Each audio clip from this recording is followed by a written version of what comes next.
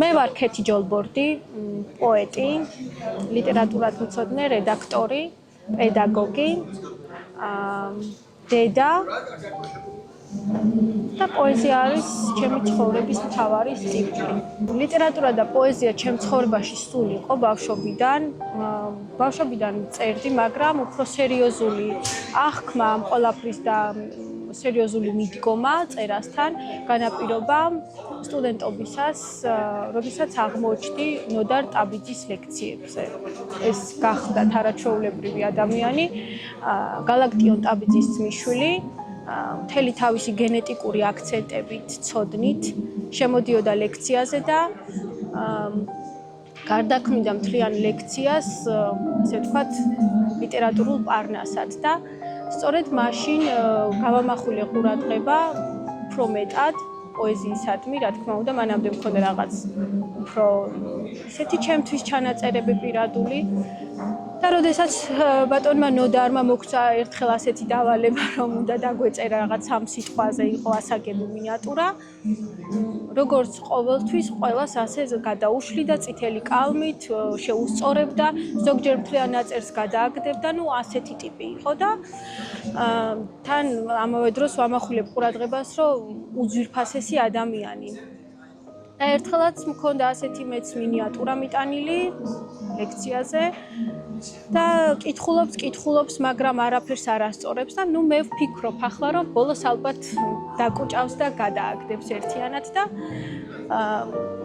აღმოჩნდა სრულიად საპირისპირო მოქმედება შემომხედა და მითხრა ჩემო პოეტესა, შენ აუცილებლად 10 წელიწადში ერთი კრებული მაინც უნდა გქონდეს, თორემ არ გაპატიებს ჩემი სული მაინცო და რაღაცნაირად ისე გამოვიდა, რომ ზუსტად 10 წლის შემდეგ ჩემმა მეგობრებმა ძალიან ისე ექსპრომტად და სიურპრიზად შეადგინეს ჩემი პოეტური კრებული და თითქოს ბატონი ნოდარის სულის წინაშეც რაღაცნაირად ვალმოხდილად და კმაყოფილად შლიდი თავს. ეს მახსენდება ძალიან ისე მკვეთრ ნიშნულად ჩემს ლიტერატურულ გამოცდილებაში, ვინც განაპირობა, რომ ლიტერატურასთან უფრო მჭიდრო, პოეზიასთან უფრო სულიერი დამოკიდებულება მქონოდა. ბათუმი და სხვა ჩემთვის არის განსაკუთრებული ენერგია.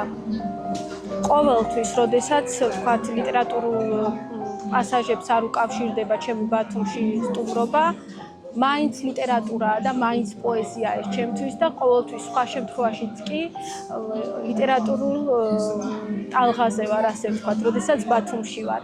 აქედან გამომდინარე არის დიდი ენერგია ჩემთვის, როგორც ზღვის ენერგეტიკა, ასე ვთქვათ, ბათუმი თავისი სტუმართმოყვარეობით, თავისი მასპინძლობით, საოცარი ადამიანებით, ვისაც ლიტერატურა და პოეზია, ასე ვთქვათ, სულში აქვს გამჯდარი და სხვანაირად ალბათ არც უნდა იყოს. მხოლოდ ეს არის ჩემთვის ბათუმი, დიდი ენერგია, სითბო და სიყვარული. ზოგადად ფესტივალების დანიშნულება ძალიან დიდია განსაკუთრებით შემოქმედი ადამიანის ცხოვრებაში.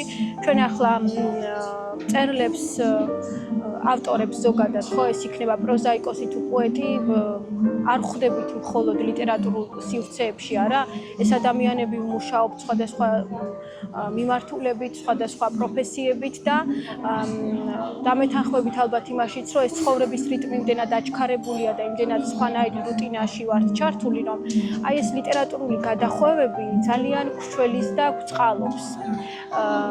ეს ერთი. მეორე კიდევ თვითონ ფესტივალს რა დანიშნულებაც აქვს არის ის, რომ დეცენტრალიზაციის თვალსაზრისით ძალიან მნიშვნელოვანი არის. ანუ მხოლოდ დედაქალაქში კი არ ხდება რაიმე გრანდიოზული ლიტერატურული მოვლენა, არამედ ასე გარე ქალაქებში თუნდაც აგერ ბათუმში კიდევ არსებობს სხვადასხვა ლიტერატურული ფესტივალები და სწორედ ეს არის მათი ძირითადი ფუნქცია ალბათ, რომ რეგიონებიდან მიაწვდინოს ხმა ცენტრალურ ლიტერატორებს, აქედან გაისმას ეს ხმა პოეზიის, ლიტერატურის, რომ აქ არის ასეთი დიდი კერა ლიტერატურული ტრადიციების და რა თქმა უნდა ძალიან მნიშვნელოვანი ამ ფესტივალების ხელშეწყობა, იმიტომ რომ თვითონ რამდენი ადამიანია კიდევ ხო ჩართული გარდა ავტორებისა, რამდენი ადამიანი ისმენს ამ ყველაფერს ჩვენს გარშემო, რამდენი ადამიანი ესწრება ამ ყველაფერს და ავტორებისთვის არის ხოლმე ეს ახალი სისხლის გადასახადი ხმასავით, რომ გამოცოცხლდე შინაგანად, ახალ ადამიანებს ხვდებით, სული განწყობებს, სული შემოქმედებით მუხტს და ეს ძალიან დიდ როლს ასრულებს და დადებითად მოქმედებს როგორც შემოქმედ ადამიანზე, ასევე რასაკვირველია ვთქვათ ლიტერატურულ საზოგადოებაზე. ამ ლექსს ქვია სიყვარულის ექო. ჩემი თმა და შენი დუმილი ერქმევა ამ ლექსს, ამითი მიცნობ. უხმომზერით როცა შენ წყალთან ჩემზე საუბრობ, რგოლებად ფართოვდება მის ზედაპირზე ჩვენი სიყვარულის ექო. აქ ვიწყებით. შენი დუმილი გადაწმენდილ ცასე მსგავსება და ჩემი თმა როგორც მდინარე მიედინება ქვებში. მე კი ადგილზე ვრჩები, გელოდები და თან ვმისნობ. რომ მოხვალ არ ვიცი რა დაგახვედრო, თვალებში გარინდული სიჩუმე თუ ბგერებით ხმის შრიალი, რადგან ჯერ მკაფიოდ არავის განუსაზღვრავს. დუმილში მეტი დრამაა თუ სიტყვებში. ამიტომ ისევ ვიჩვევ საკუთარ თავს. გვერდით მოვისვამ, მოვუსმენ. გამოვეყოფი ჩემივე ნაწილს და შორიდან ავირეკლავ ერთად გაცხადებულ ჩვენს, რომელშიც ისეთი სინამდვილეა, რომ მხოლოდ სიმართლის გამხელისთვის იკითხავს. სადაა გადამრჩენელი? სადაა ნუგეში როგორც სიტკბოს ნატეხის სტიქიების ჩასაფრებისას? არც ერთი ხმარა არ სუსტი ლოცვისთვის. ვიცი, პასუხად მიგებებებში, ამას უთქვა იქნება ღმერთის.